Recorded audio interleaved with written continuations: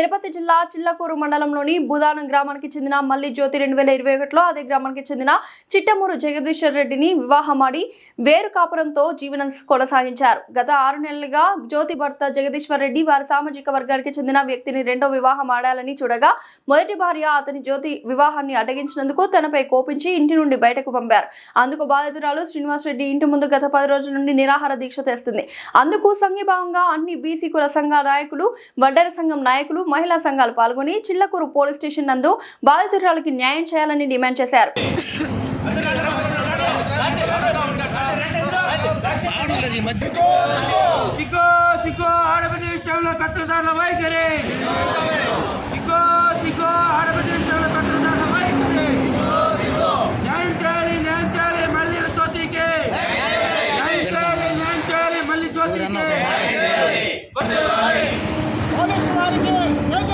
నమస్కరిస్తున్నాం. న్యాయం చేయండి, జ్యోతిని న్యాయం చేయండి, అడగండి.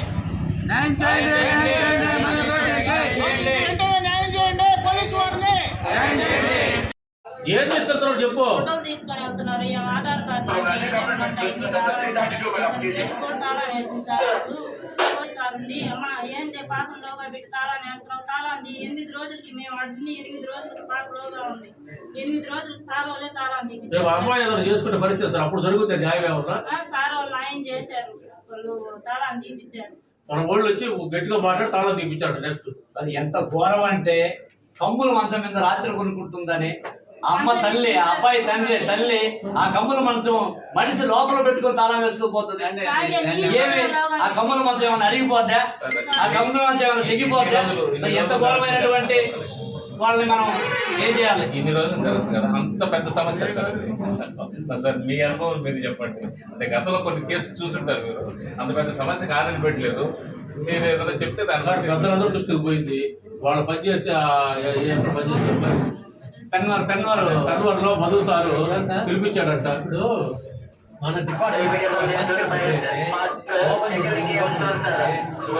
అబ్బాయి ఏమైనా కూడా ఇంటర్ పెట్టేసాడు. న్యూట్రల్గానే ఉండాలి. లేదంటే ఆమె చేస్తే ఏదైనా అమ్మాయికి సపోర్ట్ చేయాలి. అట్లా కాకుండా అమ్మాయిని ఆడ పెడితే 6 రోజుల నుంచి ఆడ పడితే మీ డిపార్ట్మెంట్ కాన్స్టేబుల్ ఓపెన్ చేసి మీరు పోవడం లేదు కానీ మీ కానిస్టేబుల్స్ వెళ్తున్నారు, ఇలా పని చేస్తున్నారు. మరీ ఘోరం సార్. ఏ మంచం అరిగిపోతుందా సార్? ఎస్పీ గారు తెలియకపోవచ్చు కానీ డీజీపీ ఆఫీస్ లో మన సర్కిల్ ఉంది. వాళ్ళ దృష్టి కూడా తీసుకెళ్తాం. మీరు ఇక్కడ న్యాయం జరిగితే సరే ఉంది. లేకపోతే పై అధికారులు కాదు సార్, పై అధికారులు చెప్పాల్సి వస్తుంది. పై అధికారులు పై అధికారులు చెప్పాల్సి వస్తుంది. ఎస్ఐ గారు కూడా ఏంటంటే వాళ్ళిద్దరిని పిలిపించి మాట్లాడి కౌన్సిలింగ్ చేద్దామని అన్నారు. సార్ కౌన్సిలింగ్ పడలేదు. ఆ అమ్మాయికి పెళ్ళే కావాలా? పెళ్లి మీరు ఏడ చేస్తారా ఆడ చేస్తారా చెప్పండి. ఆడ చేస్తామంటే మనం అందరం ఆడిపోదాం. మీరు ఈ పెళ్లి అమ్మాయికి ఏడ చేస్తారంటే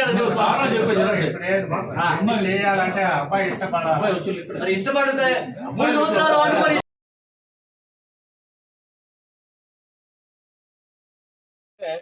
పోలీస్ స్టేషన్కి వెళ్తాం. వెంబటే ఒక పాంప్లెట్ తీస్తాం. ఈ ఊర్లో పంచుతాం, ఈ మండలంలో పంచుతాం, ఈ టౌన్ నెల్లూరు టౌన్లో పంచుతాం, తిరుపతి టౌన్లో పంచుతాం. వీళ్ళ కుటుంబాన్ని రోడ్డు పాలు చేసి అమ్మాయికి న్యాయం జరిగేంత వరకు మనం అందరం కలిసికట్టుగా పోరాడాలని, అయితే పాంప్లెట్ రూపంలో కానీ మన మాటల ద్వారా కానీ పెద్దల సమక్షంలో అమ్మాయికి న్యాయం జరిగే పోరాడాలని కోరుకుంటూ వర్ధిల్లాలి బీసీల ఐక్యత, వర్ధిల్లాలి బీసీల ఐక్యత, వర్ధిల్లాలి బీసీల ఐక్యత. Next police station బయలుదేరుతాం.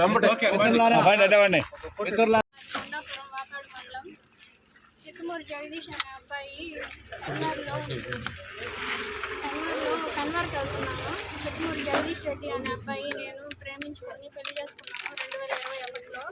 అప్పటి నుంచి బాగానే ఉన్నాడు. 2024లో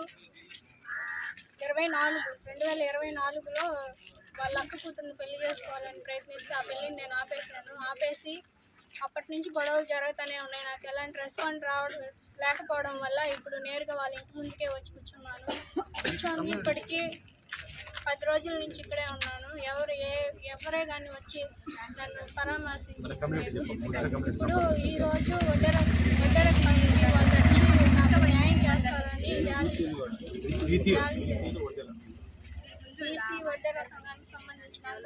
వచ్చి ఇక్కడ నా కోసం న్యాయ పోరాటం చేస్తున్నారు.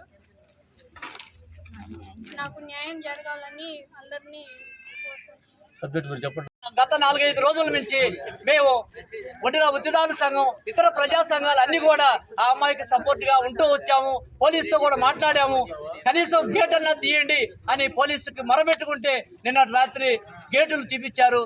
ఆ అమ్మాయి వరండాలో కూర్చొని రాత్రి చీకటిగలతో దోమలతో అనేక విధాలుగా ఇబ్బందులు పడుతున్నాయి. వాళ్ళ తల్లిదండ్రులు బయట రోడ్డు మీదనే కొనుక్కోవడం జరిగింది. ఇలాంటి పరిస్థితుల్లో ఆ అమ్మాయికి ప్రభుత్వ అధికారులు కానీ ప్రజాప్రతినిధులు కానీ ఆ అమ్మాయికి న్యాయం చేయాలి. ఆ అమ్మాయికి న్యాయం చేసేంత వరకు వడ్డీరా ఉద్యదాన సంఘం ఇతర ప్రజా సంఘాలు బీసీ సంఘాలు ఇతర కుల సంఘాలు అన్నీ కూడా ఆ అమ్మాయికి అండగా ఉంటాం. మేము ఉంటామని ఈరోజు ఒక 100 మంది దాకా ఈ గ్రామానికి రావడం చాలా సంతోషకర విషయము. ఆ అమ్మాయికి న్యాయం జరగాలంటే చిట్టమూరు శ్రీనివాసులు రెడ్డి ఆ అమ్మాయి భర్తగా స్వీకరించాలి. చిట్టవాసులు రెడ్డి ఆ అమ్మాయిని కోడలుగా స్వీకరించాలి. జగదీశ్వర్ రెడ్డి ఆ అమ్మాయిని భార్యగా స్వీకరించాలి. ఆ అమ్మాయి సమాజంలో చిట్టమూరు జగదీశ్వర్ రెడ్డి భార్య అనేటువంటిది రావాలని మేమందరం కూడా గట్టిగా నమ్ముతున్నాం, కోరుతున్నాం. మిత్రులారా, మళ్ళీ జ్యోతికి అన్యాయం జరిగిందని జగదీశ్వర్ రెడ్డి పెళ్లి చేసుకొని 3 సంవత్సరాలు కాపురం చేశాడని, తర్వాత ఇంకొక పెళ్లి చేసుకోవడానికి ప్రయత్నం చేశాడని, ఆ పెళ్లిని మళ్ళీ జ్యోతి వాళ్ళ తల్లిగారు ఆపినందున ఆ రోజు నుంచి వాళ్ళ మీద కక్ష కట్టి వాళ్ళని వేధించి హింసించి ఇబ్బందులు పెడుతున్నారని, తర్వాత ఆ అమ్మాయి స్థానిక పోలీస్ స్టేషన్లలో డిఎస్పీ ఎస్పీ కలెక్టర్ గారికి ముఖ్యమంత్రి ఉప ముఖ్యమంత్రులకి వాళ్ళందరికీ వినతి పత్రాలు ఇవ్వడం జరిగింది. అవన్నీ కూడా ఆధారాలు వాళ్ళు కాడున్నాయి. అయితే గత 10 రోజుల నుంచి ఆ అమ్మాయి నన్ను భారీగా స్వీకరించమని వాళ్ళ ఇంట్లో కూర్చొని మౌన దీక్షని నిర్వహిస్తూ ఉంది.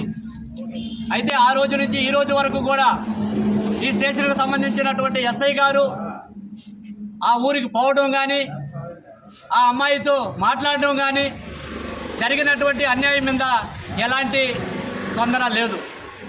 అదేవిధంగా ఆ చిట్టమూరు జగదీశ్వర్ రెడ్డి చిట్టమూరు శ్రీనివాసులు రెడ్డి వాళ్ళకి ఆ ఇంటిలో కావలసిన వస్తువులు తీసించడానికి ఇక్కడ నుంచి కానిస్టేబుల్స్ వెళ్ళి ఆ తాళాలు తీసి వాళ్ళకి కావాల్సినటువంటి వస్తువులు తీసి పంపిస్తూ ఉన్నారు. ఆ అమ్మాయిని మెడబట్టి బయటికి నెట్టబోతే ఆ అమ్మాయిని బలవంతంగా నెట్టబోతే ఆ అమ్మాయి వెళ్లకుండా ఆ యొక్క వరండాలోనే ఆ పైపును పట్టుకొని గట్టిగా ఆగిపోయింది. చుట్టుపక్కల వాళ్ళు వచ్చిన తర్వాత వాళ్ళు తాళాలు వేసుకొని బయట గేటుకు కూడా తాళాలు వేసుకొని వెళ్ళిపోవడం జరిగింది. అలాంటి పరిస్థితుల్లో ఒక ఆడబిడ్డని అన్యాయం జరిగిందని నాకు న్యాయం చేయమని ఆ ఇంటిలో ఆ ఊరిలో నిరాహార దీక్ష చేస్తుంటే పోలీసులకు చేమ కుట్టినట్టు కూడా లేదు. ఎస్ఐ గారు ఇప్పుడు మాట్లాడుతూ మేము గతంలో ఆ అమ్మాయితో మాట్లాడాము, కావాలంటే కేసు కడతాము అనే తప్పించుకొని తట్లుగా మాటలు చెప్తా ఉన్నారు. అదైతే కరెక్ట్ కాదు. ఎవరికైతే అన్యాయం జరిగిందో ఎక్కడైతే అన్యాయం జరిగిందని ఒక ఆడబిడ్డ ఒడ్డెర బిడ్డ కూర్చొని ఉందో ఆ బిడ్డ దగ్గరికి వెళ్ళి పోలీసులు ఆమెకి ఏమి కావాలో ఆమెకు కావాల్సినటువంటి రక్షణని ఏర్పాటు చేయడంలో చాలా విఫలమయ్యారు. లోపల ఇంట్లో పెట్టుకొని తాళాలు వేసుకొని బయట గేట్ వేసిపోతే కనీసం మానవత్వంతో కూడా వెళ్ళినటువంటి పోలీసులు ఆ మంచం ఏం చేస్తుంది, మంచం మీద పనుకుంటే ఏమవుతుంది అనే మాట కూడా మాట్లాడలేకపోయినారంటే ఈ రాష్ట్రంలో ఈ దేశంలో పోలీసు వ్యవస్థ ఎలా ఉందో ఒకసారి మనం అందరం ఆలోచించాల్సినటువంటి అవసరం ఎంతో ఉంది. మిత్రులారా, ఏదేమైనా ఆ అమ్మాయికి జరిగినటువంటి అన్యాయానికి ఆ అమ్మాయి నాకు న్యాయం చేయాలి. నన్ను ఆ అబ్బాయి భారీగా 10 మందిలో నాకు గుర్తింపు వచ్చేటట్టుగా తిరిగి మళ్ళా పోలీసుల సమక్షంలోనూ పెద్దల సమక్షంలోనూ నాతో కలవాలని చెప్పి ఆ అమ్మాయి కోరుకుంటుంది.